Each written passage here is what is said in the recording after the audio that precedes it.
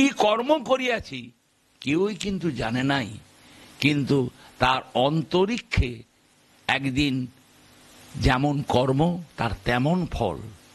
সেই জন্যই আমাদের জীবনের কর্মই কিন্তু ধর্মের অঙ্গ হোক, কর্মই কিন্তু মানুষের মঙ্গল জীবনে অধিষ্ঠিত হোক।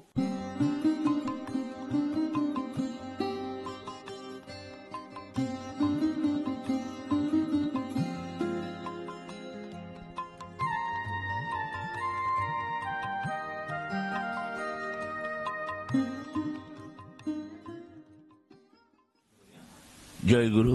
পরম প্রেমময় শ্রী শ্রী ঠাকুর অনুকূল চন্দ্রের মানুষের জীবনে এই যে আমরা ধর্ম করি, ধর্মের নাম করে আমরা অনেক দল, অনেক সম্প্রদায় আমরা সৃষ্টি করেছি। ধর্ম কিন্তু তা নয়। ধর্মের মূল কারণ হচ্ছে হীনমন্য অহংকে যারা প্রশ্রয় বা প্রাধান্য দিয়ে চল তারা ধর্মরাজ্যের কেউ নয়, তারা শয়তানেরই সাগরেদ। ধর্মরাজ্যে ঢুকতে গেলে তাই মানুষকে অহংকে খাটো করার জন্য আগে গুরুর কাছে মাথা মোড়াও, গুরুময় হও, গুরু জয়গান যতদূর পারো নিজেকে ভুলে যাও, নিজেকে মুছে ফেলো। তখন পরমপিতা তার অন্তরে আসন পাতেন।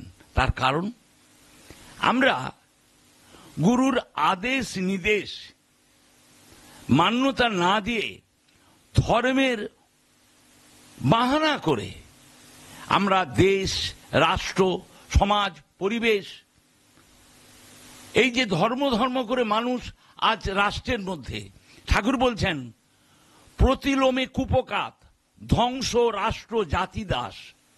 প্রতিলোম কাকে বলে? আমরা তো মানুষ ধর্মের আঙিনাতেই আছে, কিন্তু কেন মানুষ বুঝতে চায় না? জন্মগত ভ্রষ্টা যারা, শুভের পথে পায় না রস, ভয়েই কেবল অনুগত সদ্বাদয় হয় না বস। তারা তো মানুষ, ভয় কে আছে? ধর্ম যে কোনো ভয় নেই। আমরা চাই না ধর্মের মধ্যে দিয়েই আমাদের এই দল সম্প্রদায়, বড় বড় নেতা নেত্রীগণ এমনভাবে সৃষ্টি করেছে, মানুষের ভেতর, মনের ভেতরে একটা বিষের সৃষ্টি কারণ করেছে। আর যুগপুরুষোত্তম বলছেন ধর্মর মধ্যেই মানুষের জীবন। তুমি রাজনীতি করো, যাই কিছু করো, এর মধ্যে দিয়েই কিন্তু ধর্মের আঙিনা তিনি ডোর খুলে দিয়েছেন, দরজা খুলে দিয়েছেন। বাঁচতে সবাই চাই, বাড়তে সবাই চাই, কাকে? সামনে আদর্শ নাই, চিন্তা আমাদের সবার সৎ, পাথর পেছল নরক পথ।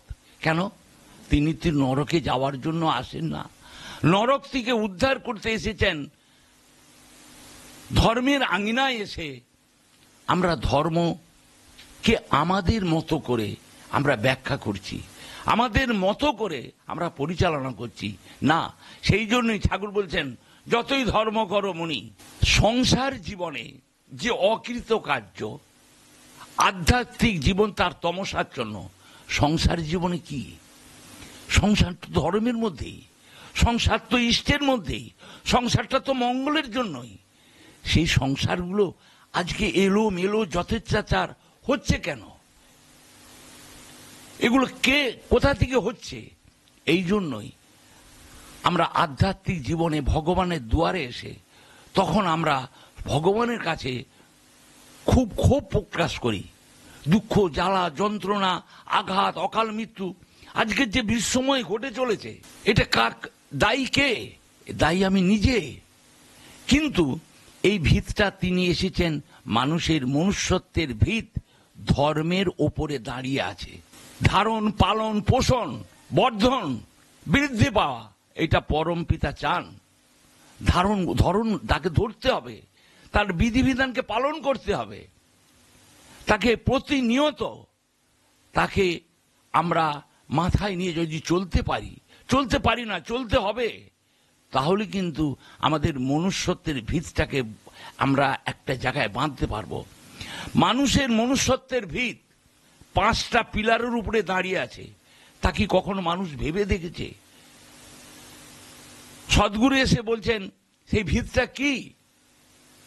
এই ভিতটা হচ্ছে যজন যাজন ইষ্টভীতি করলে কাটে মহাভীতি। সেই জন্যই যজন যাজন ইষ্টভীতি সস্তৈনী সদাচার আজকে আছে কোথায়? দেশ থেকে লুপ্ত হতে চলেছে।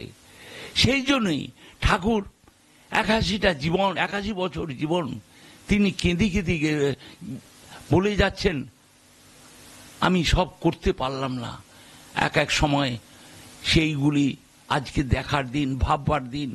সবার কাছে একটা অনুরোধ, আজকে আমরা অনেক দল তৈরি করেছি, অনেক বিভাজন করেছি, কিন্তু সদ্গুরু কখনো এরকম বিভাজন চান না, বিচ্ছেদ চান না। আমাদের কতগুলি জন্ম সংস্কারকে আমরা এমনভাবে নিজেদের মতো করে আমরা পরিচালনা করে আজকে এই ছেলে মেয়ে এলো কোত্থেকে? এরা এরকম অনাচার ব্যভিচার করছে কোত্থেকে?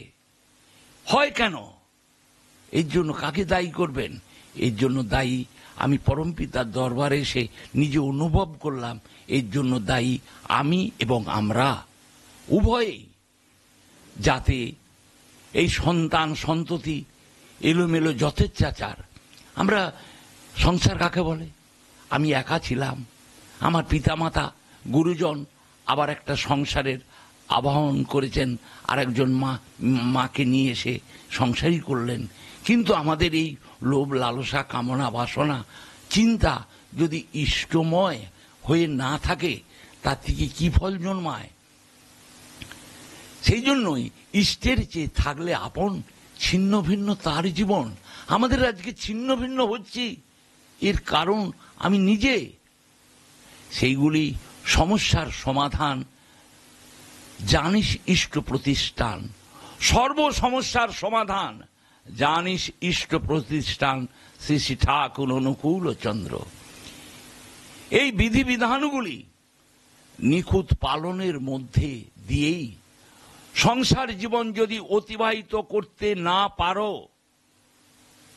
না শেখাও, না জানান দাও, তাহলে কিন্তু সমূলে কিন্তু আমি নিজেই ধ্বংস হয়ে যাব, তাতে কোনো সন্দেহ নাই। সেই জন্যই পরমপিতা বলছেন, তোমার কর্মের ফল তোমাকে অভিনন্দিত করিবেই করিবে, তাহাতে কোনো সন্দেহ নাই। কি কর্ম করিয়াছি কেউই কিন্তু জানে নাই, কিন্তু তার অন্তরিক্ষে একদিন যেমন কর্ম তার তেমন ফল।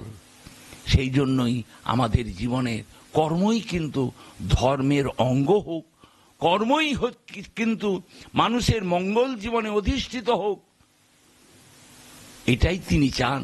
সেই জন্যই পরমপিতার চরণে সহস্র কোটি প্রণাম জানিয়ে তার আদেশ নির্দেশ দেশ ও সমাজ রাষ্ট্রের মধ্যে যদি চারায়ে দিয়ে যেতে না পারি, তাহলে আমি কিন্তু এর জন্য দায়ী আমি নিজে। তিনি সব উজাড় করে খুলে দিয়েছেন, উজাড় করে দরজা সব কিন্তু পৌঁছে দিয়েছেন। করবে কে? করতে হবে আমাকেই। সেই জন্যই সবার কাছে বলি, এসো প্রাণে প্রাণ দিয়ে কাঁধে কাঁধ মিলিয়ে ধর্মের আঙিনায় এসে পরম পিতার রাজ্যে আমাদের জয় জয়কার হয়ে স্বস্তি শান্তি আনন্দের অধিকারী হয়ে আমাদের মনুষ্য জীবনকে অতিবাহিত করার জন্য যে বিধিবিধানগুলি তিনি দিয়েছেন, সেগুলি আমাদের একান্ত পালনীয়, একান্ত করণীয়, একান্ত তার মধ্যে দিয়েই আমাদের মনুষ্য জীবনের ধর্মের আঙিনায় থেকে আমরা প্রত্যেকে বেড়ে উঠি, বাড়িয়ে তুলি সবার সুখ স্বাচ্ছন্দ্য।